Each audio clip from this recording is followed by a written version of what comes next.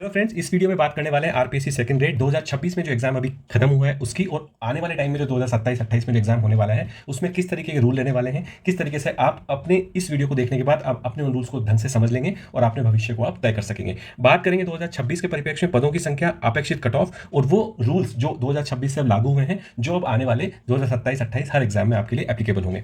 तो ज़्यादा time waste नहीं करते हैं, फटाफट से वीडियो को स्टार्ट करते हैं। पहली बात, अगर 2026 की बात करें तो 2026 में जो आपका वैकेंसी थी, उनका जो मैथमेटिक्स था वो इस तरीके से था, आपके लगभग शुरुआत में छोड़ दें, लेकिन फाइनल जब आपका फाइनल नोटिफिकेशन आया तो आपके 9651 टीएसपी और नॉन टीएसपी के मिला के पद निकाले गए थे, जिसमें से गणित के आपके 2076 पद थे, साइंस के लगभग उतने ही, और अंग्रेजी के 1956 पद, और लगभग आपके इसी रेंज में हिंदी और अंग्रेजी के, हिंदी और संस्कृत के पद भी निकाले गए थे सोशल स्टडीज के मिला के। ठीक है, तो बात कर लेते हैं आपका जो अभी तक का सफर कैसा रहा, जिन्होंने एग्जाम दिया है वहां तक का, जो एग्जाम आप देने वाले हैं किस तरीके का आपकी जर्नी रहती है। 12 से 18 जुलाई को आपका परीक्षा एग्जाम खत्म हो गया था, फाइनल आंसर की आपकी रिलीज कर दी गई है, उसके आधार पर और बाकी जो जितने भी यूट्यूब चैनल्स हैं जिनके आधार पर एआई के माध्यम से मैंने कट ऑफ निकाली है, जो आपको इस वीडियो में हम डिस्कस करेंगे। इसके बाद आपका जो रिजल्ट होगा वो रिजल्ट आपका लगभग अगस्त एंड तक प्रोविजनल रिजल्ट आपका आ जाएगा, और जो भी बोनस ऑब्जेक्शन जो भी आपका ऑप्शन है वहां पे आपका एप्लीकेबल हो जाएगा। वहां से फिर आपको अपने डॉक्यूमेंट वेरिफिकेशन की तैयारी करनी है। तो ये आपकी जर्नी रहने वाली है, जो लोग कट ऑफ को क्लियर कर देते हैं। जो लोग कट ऑफ के आसपास हैं वो 2027 को अगर आई कर रहे हैं तो उनके लिए भी ये वीडियो बहुत फायदेमंद होने वाला है, क्योंकि बहुत इंपॉर्टेंट पॉइंट मैं इस वीडियो में डिस्कस करूंगा जो आपकी कट ऑफ को डिसाइड करते हैं पढ़ाई के साथ साथ।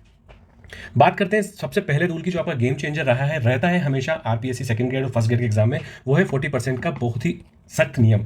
ये क्या होता है, ये आपका क्वालिफाइंग टाइप का एक नियम होता है, जिसमें आपको 40% अंक दोनों ही पेपर में लाना अनिवार्य होते हैं जनरल के लिए, और एससी एसटी के लिए इसमें 5% की छूट दी जाती है। नॉर्मली कंफ्यूजन इसमें ये हो जाता है बहुत सारे स्टूडेंट्स को कि 40% मार्क्स वो कट ऑफ मान लेते हैं, लेकिन 40% यहाँ पे कट ऑफ नहीं है, 40% आपका जो है एलिजिबिलिटी क्राइटेरिया है। जैसे कि अगर मैं आपको बहुत ही आसान शब्दों में समझाऊं, आपको केस वाइज अगर समझाऊं, तो अगर मैं केस 1 आपका लूं, जहां पे आपका पेपर 1 होता है 200 मार्क्स का, ये आपको पता है, जो आपका नॉर्मल जीके का पेपर होता है, पेपर 2 आपका होता है सब्जेक्ट का पेपर, जो आपका जो भी आप सब्जेक्ट चूज करते हो वो आपका होता है, ये आपका 200 मार्क्स का होता है, ये आपका 300 मार्क्स का होता है।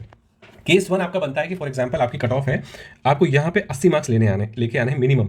ठीक है, ये आपका क्वालिफाइंग क्राइटेरिया है। 80 से अगर आप कम लाते हो तो ये आपको क्वालिफाई आप नहीं करोगे, चाहे आप कट ऑफ क्रॉस कर जाओ। अब आप बोलोगे कट ऑफ कैसे क्रॉस कर जाएंगे, उसके बाद मैं आपका केस लेता हूं। फॉर एग्जाम्पल आप यहाँ पेपर 1 में 70 मार्क्स लेके आते हो और यहाँ पे आप 200 मार्क्स लेके आ जाते हो 300 में से, क्योंकि आपका सब्जेक्ट स्ट्रॉन्ग है, तो आपके टोटल मार्क्स बन गए 270, और कट ऑफ लगभग अगर 270 जाती है तो आप मान के चलोगे कि आपका सिलेक्शन कंफर्म है। लेकिन यहाँ पे आपका सिलेक्शन नहीं होगा, क्योंकि आपने एलिजिबिलिटी क्राइटेरिया जो 40% का था उसको पूरा नहीं किया है। ऐसे अगर मैं केस 2 की बात करूं तो केस 2 आपका बनता है, अगर आप यहाँ पे कट ऑफ पार कर लेते हो, मानो 200 में से आप यहाँ पे 170 मार्क्स लेके आ गए, लेकिन आप यहाँ पे केवल 100 ही मार्क्स लेके आ पाए, तब भी आपके टोटल बन जाएंगे कितने, 270, आपको लगेगा आपकी कट ऑफ हो गई क्लियर, लेकिन फिर आप यहाँ पे सिलेक्शन नहीं लोगे, क्योंकि आपने यहाँ पे फिर से एलिजिबिलिटी क्राइटेरिया जो 120 मार्क्स का था उसको फुलफिल नहीं किया है। तो ध्यान रखना है, इंडिविजुअल पेपर में, पेपर 1 में और पेपर 2 दोनों में आपका 40% मार्क्स लाना अनिवार्य है, तभी आप उस क्वालिफाइंग क्राइटेरिया को क्लियर कर पाओगे। और वो कैसे कट ऑफ में रिफ्लेक्ट होता है मैं आपको बताता हूं।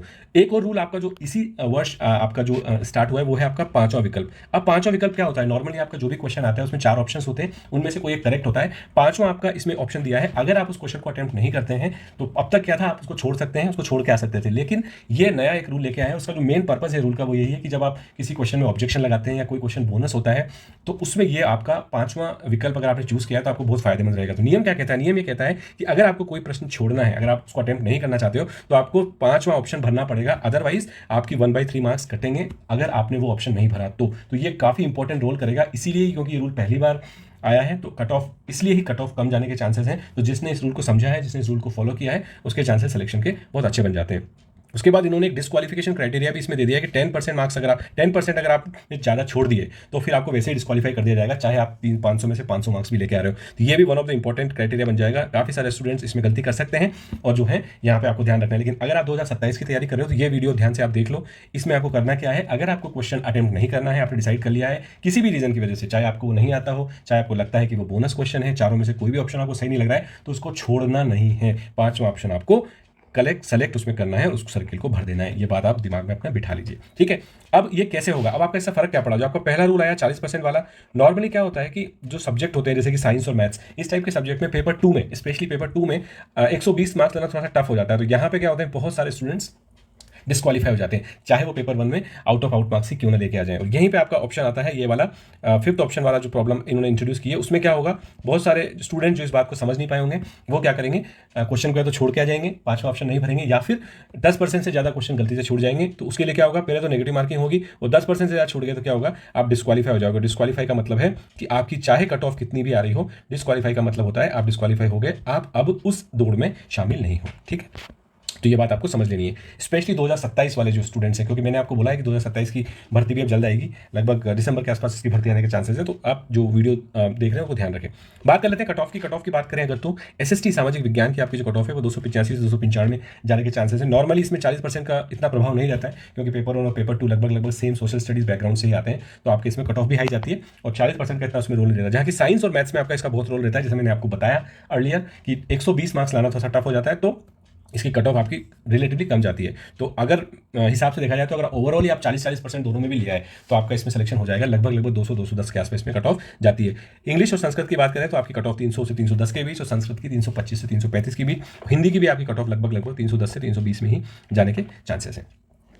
अब बात करते हैं कट ऑफ में इतना बड़ा अंतर क्यों, मैं ऑलरेडी आपसे डिस्कस कर चुका हूं, बट टेक्निकली क्या होता है, नॉर्मली टफ जब मैं बोलता हूं तो टफ को अगर हम डिफाइन करें, टफ का मतलब होता है नॉर्मली ग्रेजुएशन लेवल के क्वेश्चन आते हैं। तो नॉर्मली हम ग्रेजुएशन में, अगर आप साइंस बैकग्राउंड से हो तो आपने जो अपनी ग्रेजुएशन की होगी तो देखा होगा कई क्वेश्चन जो है ग्रेजुएशन लेवल के आते हैं। तो वहां पर आपको अपनी तकनीक स्ट्रैटेजी काम में लेनी होती है कि किस क्वेश्चन को आपको छोड़ना है, उसको टाइम ट्रैप जो होते हैं उनको आपको छोड़ देना है, उसमें आपको ज़्यादा दिमाग नहीं लगाना है। तो 40% वाला जो होता है वो प्रॉब्लम इसमें आ जाती है कि टफ पेपर होता है तो 40% ही कई सारे स्टूडेंट्स नहीं ला पाते हैं, तो 1/3 तो यहीं पे आपके डिस्क्वालीफाई हो जाते हैं। ठीक है, और एसएसटी संस्कृत में कोई दिक्कत नहीं है, ये तो आपका आराम से क्लियर हो जाता है। हिंदी संस्कृत में सब्जेक्ट में बल्कि में ज़्यादा मार्क्स आते हैं इस टाइप के एग्जाम्स में।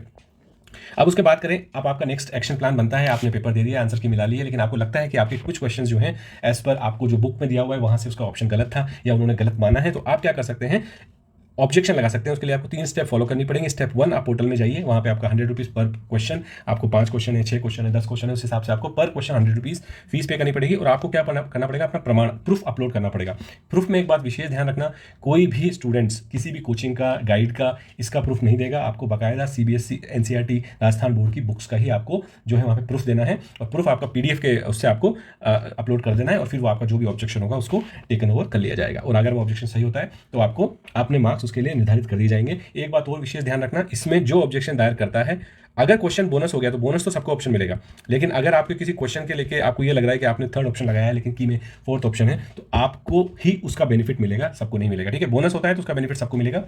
यहाँ पे विशेष बात, 5वां ऑप्शन आपका फिल करना जरूरी होना चाहिए बोनस के केस में। अगर आपने छोड़ दिया है क्वेश्चन को, अटेम्प्ट ही नहीं किया है, 5th ऑप्शन भी नहीं भरा है, तो आप ऑब्जेक्शन मत लगाना उस क्वेश्चन पे, आपको उसका फायदा नहीं मिलेगा। अब बात कर लेते हैं फाइनल निष्कर्ष और आगे की राह। आपका फाइनल जो है क्या होने वाला है, सबसे पहले आपका मैंने जो बताया, अगर टोटल वीडियो की बात करें तो मैथ साइंस में अगर आप 40% मार्क्स भी लेके आ रहे हो, SC/ST वाले मित्र अगर 35% मार्क्स भी लेके आ रहे हैं तो आपका काम हो जाएगा, आपका सिलेक्शन में कंफर्म है। SST लैंग्वेजेस में कोई दिक्कत नहीं है। 5वां विकल्प, इसका पालन आपको करना ही पड़ेगा, वरना अगर आपने इसका पालन नहीं किया तो आपको डिस्क्वालीफाई कर दिया जाएगा। नेक्स्ट स्टेप्स क्या है, नेक्स्ट स्टेप्स हैं अगस्त में आपका प्रोविजनल रिजल्ट जारी कर दिया जाएगा। Provisional result normally 2x cut off के आधार पे होता है। 2x कट ऑफ क्या होती है, अगर आपको डाउट है तो मैं आपको समझा दूंगा नेक्स्ट वीडियो में। ठीक है, अब आपको करना क्या है, कमेंट सेक्शन में आप क्या करो, अपने मार्क्स आप देख लो, कट ऑफ के आधार पर अगर आपके मार्क्स आ रहे हैं तो आप क्या कर सकते हो, अपना कमेंट सेक्शन में मुझे जरूर बताना। हम क्या करेंगे नेक्स्ट, आपका जो होगा 3 बातों पर विशेष ध्यान रखने वाले हैं। एक तो 2027 का जो अब स्टूडेंट्स एग्जाम देने की तैयारी कर रहे हैं या फिर किसी वजह से 2026 में वो कट ऑफ को क्रॉस नहीं कर पा रहे हैं, 27 की क्या रणनीति रहने वाली है, किस तरीके से आपको एग्जाम देना है, किस तरीके से आपको क्वेश्चन को अटेम्प्ट करना है, क्या आपका पढ़ाई का तरीका होना चाहिए, वो सब हम इस चैनल के माध्यम से डिस्कस करेंगे। और 2026 में जो लोग क्वालिफाई कर रहे हैं उनके लिए डॉक्यूमेंट वेरिफिकेशन, किस टाइप के डॉक्यूमेंट चाहिए, क्या आपको किन डॉक्यूमेंट्स को आपको किस सीरीज में लगाना है, वो सारी इन्फॉर्मेशन आपको इस चैनल के माध्यम से मैं शेयर करूंगा। तो आप इस चैनल को सब्सक्राइब कर लीजिए, तो इस तरह के वीडियोस आपको जल्द से जल्द नोटिफिकेशन के थ्रू मिल जाएंगे। ठीक है, तो इस वीडियो में हम इतनी ही बात करने वाले थे। अगर आपका और कोई सजेशन है, कोई डाउट है तो मेरे को कमेंट सेक्शन में जरूर बताना, उसको हम एक वीडियो के माध्यम से क्लियर करने की कोशिश करेंगे। चलो ठीक है, तो मिलते हैं इसी तरह के नेक्स्ट वीडियो में, तब तक के लिए धन्यवाद, जय हिंद।